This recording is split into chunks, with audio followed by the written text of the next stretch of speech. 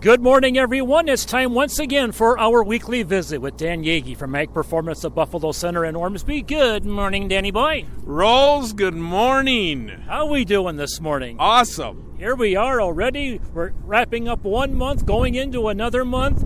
Where has the year gone, Danny boy? It's gone too fast. Now I got to think about sales, and I just want to sit home. I don't want to work this hard anymore. I don't blame you.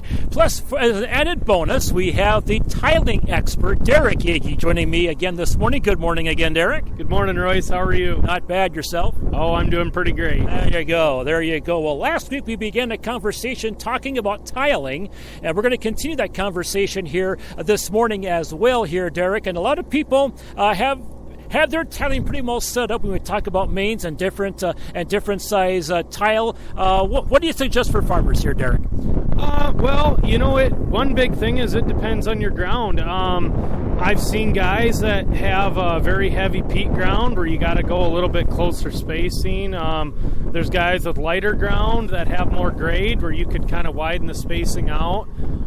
Standard, I try to run 50 foot from line to line or lateral to lateral. We get into some peat ground that's really low and maybe the tile's shallower than 3 foot. We run that stuff closer to 30 to 40 feet in some areas. And then, I've got some other guys that have some rolling farms that are lighter, and we've done some spacing at 60 foot, even 70 foot. But depending on soil type, in the northern Iowa, southern Minnesota area,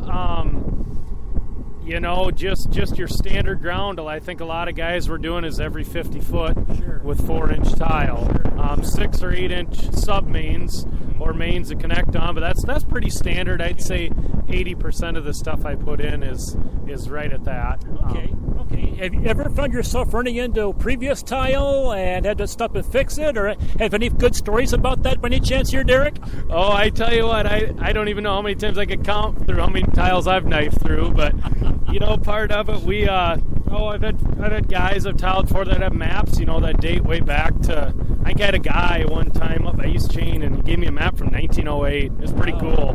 And, I've got maps from guys that have stuff well over 100 years old, stuff put in a year ago. And then there's those guys that I don't know where my tile's at, and we end up knifing through some, but it's part of it. You just come back and repair it, and life goes on. But, I've hit plenty of tile, that's for sure. And I know I'll hit plenty more. Sure. How about some power mains? You ever hit any power mains before? I've been pretty good so far, but give it time. I'm sure I will. No, we've located mains, and you'd think it'd run a straight A-B line, and you got one that just takes a darn near a 90 on you, and you'll end up plowing through that. But it happens. You just patch it right back up. Sure. And it's good for drainage purposes, isn't it? Oh, for sure, yeah. I'm a firm believer. I know I'm probably biased because I tile, but, the first thing you got to do for your ground is tile it. Yep. That's probably the number one. Once it's bought, you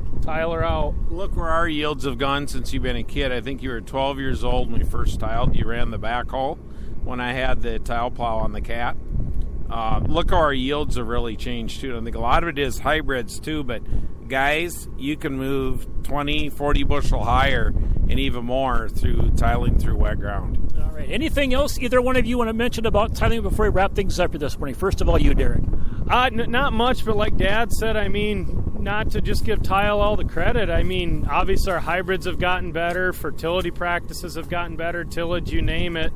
But, night and day difference we're seeing where you put tile in. I can clearly see, like you said, 20 bushel yields is nothing on corn on a wet year, and even 10 on beans. And I've seen guys get even better than that. Areas where they were raising darn near zero or getting hundreds, 200s, in spots. But the ROI is very, very returnable on it. So one thing I've held back last week and now up until now, that is a nice Iowa Hawkeye shirt you have on there, Derek.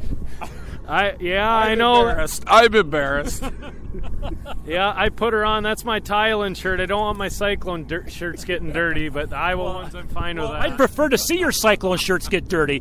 Guys, have a great week. We'll talk again next week. Thanks, Rolls. Thanks, Royce. All right, visiting with Dan and Derek Yagi from Ag Performance of Buffalo Center and Ormsby.